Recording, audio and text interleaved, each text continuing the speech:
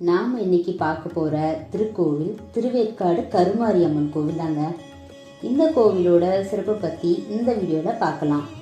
இந்த கோவிலோட அமைவிடம் பார்த்தா நம்ம திருவள்ளூர் மாவட்டத்தில் பூந்தமல்லி வட்டமில் இருக்க திருவேற்காடில் தாங்க இருக்குது. இந்த கோவிலோட மூலவர் தேவி ஆதிசக்தி கருமாரி அம்மன். சித்ரா பௌர்ணமியும் நவராத்திரியும் தாங்க இங்கே சிறப்பு திருவிழாவை கொண்டாடுறாங்க. இந்த கோவில் 19ஆம் நூற்றாண்டிலே கட்டப்பட்டது அப்படின்னு வரலாற்று அறிஞர்கள் சொல்லியிருக்காங்க. திருவேற்காட்டின் பகுதி வேலங்காடு என்று அழைக்கப்பட்டது. ஏனெனில் அது வேப்ப மரங்கள் நிறைந்த பகுதியாக இருந்தது.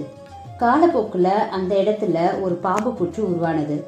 அதில் ஒரு கருநாகம் வசிச்சு வந்ததாகவும் அந்த புற்றுக்கு கருமாரி அம்மன் வந்தாள் என்பது இந்த தலத்தின் நம்பிக்கையா இருக்கு. அம்மன் வந்த இடத்துல புற்று இருப்பதால கருமாரி அம்மன் என்று அழைக்கப்படுகிறார்.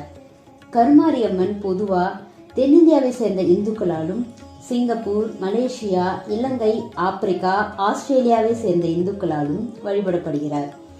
சில இந்துக்கள் பங்குனி, ஆடி திருவிழா, நவராத்திரி பண்டிகைகளை கருமாரி அம்மனை கௌரவிக்கும் வகையில் கொண்டாடுகிறார்கள். மேலும் இந்த பண்டிகைகளை இவரை கௌரவிக்கும் வகையில் கொண்டாடுவதன் மூலம் உடல்நல பிரச்சனைகள் குறைவதோடு உடல்நல கோளாறுகளுக்கு சிகிச்சையும் கிடைக்கும் என்றும் பெரியம்மை நோயிலிருந்து நிவாரணம் கிடைக்கும் என்றும் நம்பப்படுகிறது. ஆகம வழிபாட்டில் பராசக்தி, ஆதிசக்தி, இச்சாசக்தி, ஞான சக்தி மற்றும் கிரியாசக்தி ஆகியவற்றின் ஒருங்கிணைந்த வெளிப்பாடாக கருமாரி அம்மன் வழிபடுகிறார். நன்றி, வணக்கம்.